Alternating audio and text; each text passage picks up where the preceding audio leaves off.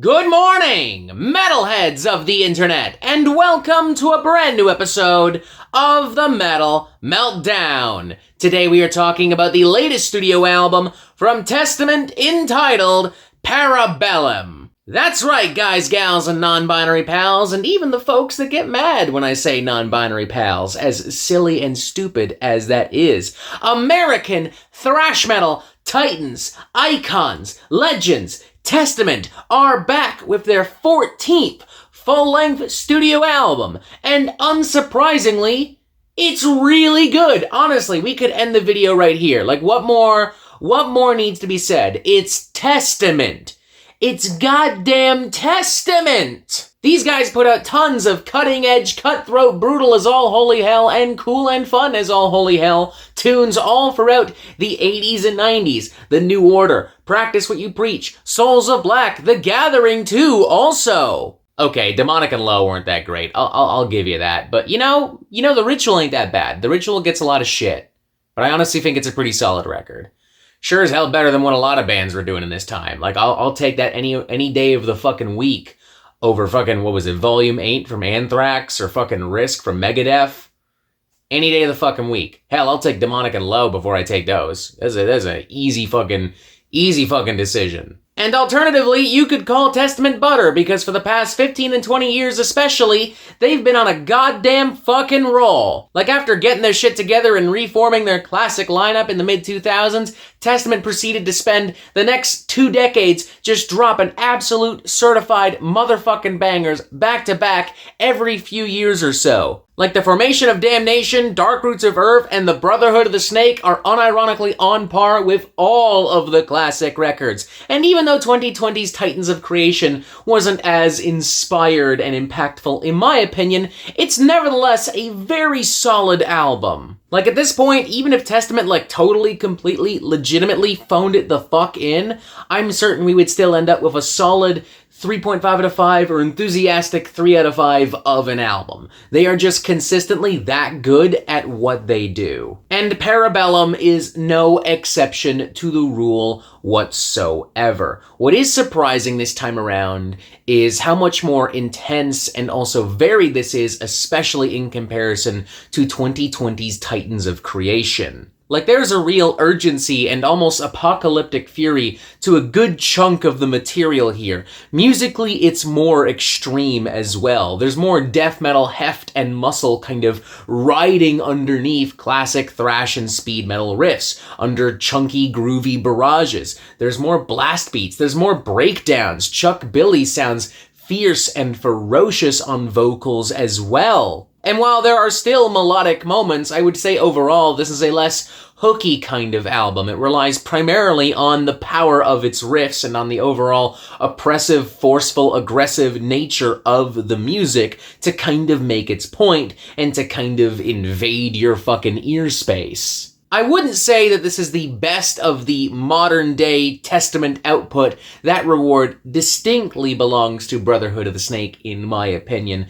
But it is the most brutal, and it certainly has far more tricks up its sleeve than I expected. You've got the opening number, For the Love of Pain, which simultaneously rages and bounces out the gates. It's got a surprising little violent pep in its step, a nice little bouncy groove right off the bat to kind of get your head bobbing, to get you pumped up and hyped up. And from there on, it is both a combination of and a back and forth between very aggressive, muscular kind of thrash death metal riffage and also slower, more grueling, thumping kind of sections reminiscent of hardcore breakdowns with these cartoonishly ghoulish cackling vocals all around. And surprisingly, some cold, stark, semi-adventurous blackened metal riffage of sorts, which I think does a great job at really amplifying the overall intensity of the cut. And things really heat up both musically and lyrically with the following number, Infanticide AI.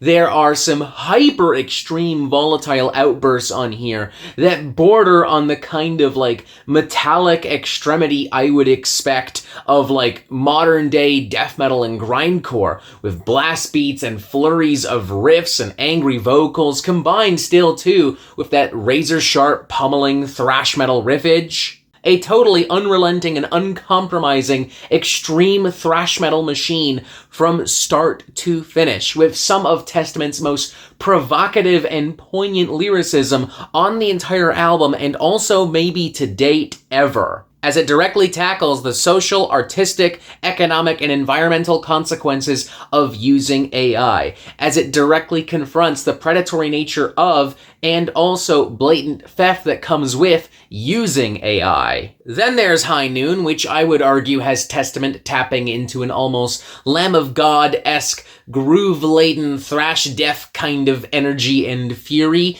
Lots of churning, chunky riffs all the way through, very in-your-face, kind of like percussive blasts as well. The very dirty, gritty, western backdrop and aesthetic is a nice touch as well. I fuck with that. I also kinda fuck with Meant to Be, a surprisingly very lush, expressive, and expansive kind of power ballad, almost kind of taking us back to the days of The Ritual in 1992.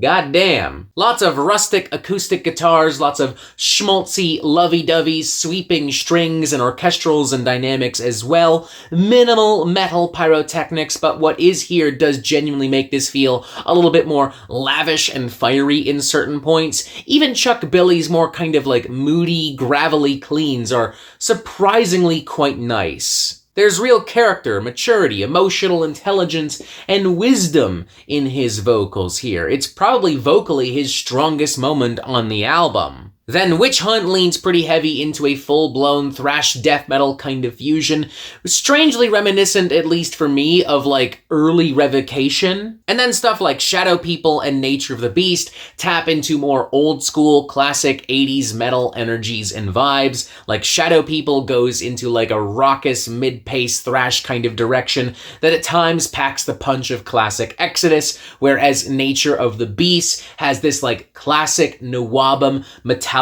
guitar sheen to it and raging speed metal riffs all the way through. Now, I will say that the last 3 songs on this album, essentially the final third of this album, does feel kind of underwhelming in comparison to everything else. This is a very front-heavy record. I do feel like the biggest, brightest, most brutal, most bestest parts of the album are really in those first few songs. This is a problem that Testament have pretty consistently had in this modern era, and it's not necessarily a deal breaker, like these songs are still fine. It's just disappointing that this is the one thing that for some reason they just can't really fix or figure out. But that aside, this is still a great album. Everyone sounds amazing. Gotta shout out Chris Dovas on drums as well. I mean, yes, it's disappointing that Gene Hoglan stepped down, and yes, it's even more disappointing that his initial replacement, Dave Lombardo, didn't stick around very long at all, but it is what it is. Chris is killing it. Bravo, buddy.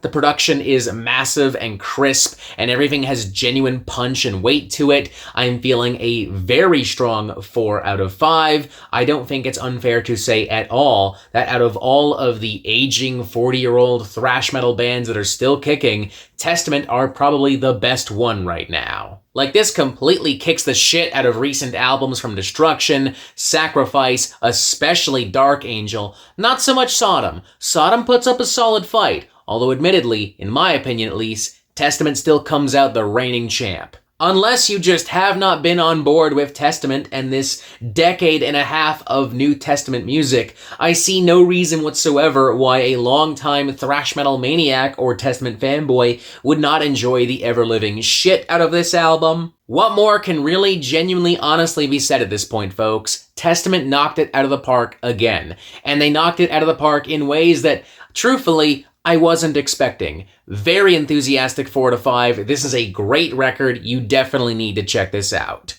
And that is it for the Metal Meltdown. I am not an expert, nor do I claim to be, contrary to popular belief. So what do you think? Do you like this record? Do you not like this record? And what do you want to hear from me next? And thank you for watching. Make sure you press subscribe right here so you get updates on the Metal Meltdown fucking immediately. Boom, more videos here. Join us on Discord. And as always, you have yourself a fantastic fucking day.